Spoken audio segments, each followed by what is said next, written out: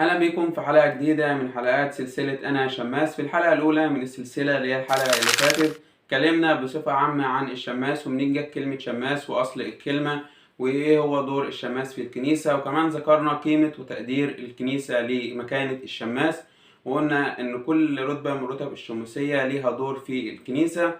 في حلقة النهاردة هنبدأ نشرح أول رتبة من رتب الشماسية واللي هي رتبة الإبسالتوس. هنعرف معنى الكلمة، كمان هنعرف أهمية ودور الإبسالتوس داخل الكنيسة، تاريخ رتبة الإبسالتوس في الكنيسة. انزل اعمل لايك، شير في القناة، وفعل الجرس، ادعي أصدقائك وقولنا رأيك في التعليقات تحت. يلا بينا نبدأ الحلقة.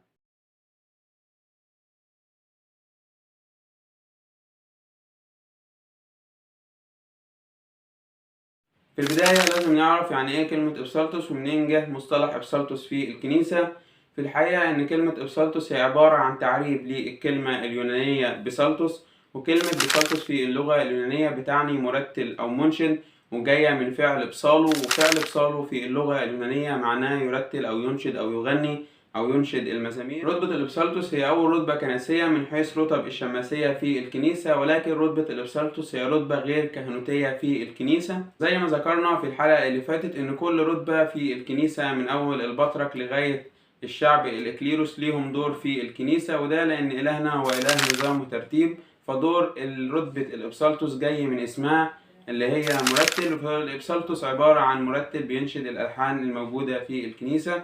أما من حيث لبس رتبة الإبسالتوس في الكنيسة فهو بيلبس التونيا فقط، ما بيلبس البدرشية. اتكلمنا عن تاريخ رتبة الإبسالتوس في الكنيسة، فهي ذكرت في مؤرخات الكنيسة كتير جدا وموجودة منذ القرون الأولى في الكنيسة، وأول من أشار إليها هو العلامة والمؤرخ كليمندس السكندري، واللي كان موجود في الفترة من 150 ل 250 ميلادية. أيضا ذكرتها قوانين البابا أثناسيوس الثاني بطريرك كنيسة الإسكندرية، واللي كان موجود في نهاية القرن الخامس الميلادي. مش بس رتبة الإبسالتوس كانت معروفة في كنيسة الإسكندرية، كمان كانت معروفة في كنيسة أنطاكيا، واللي بيدل على كده إن رتبة الإبسالتوس ذكرت في مجمع أنطاكيا المكاني اللي كان منعقد سنة 341 ميلادية. كمان المؤرخ المشهور أبو البركات ابن كبر ذكر في مؤرخاته إن في رتبة بتسمى كبير المرتلين، وقال إن الرتبة دي بيطلق عليها أرشي إبسالتوس، ورتبة أرشي إبسالتوس معترف بها في كنيسة الإسكندرية من خلال المجمع المقدس اللي انعقد في حبرية قداسة البابا شنودة الثالث.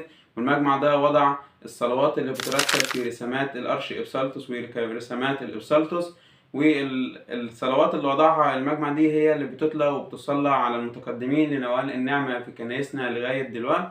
والقرارات دي طلعت من المجمع المقدس سنة 1994 ميلادية.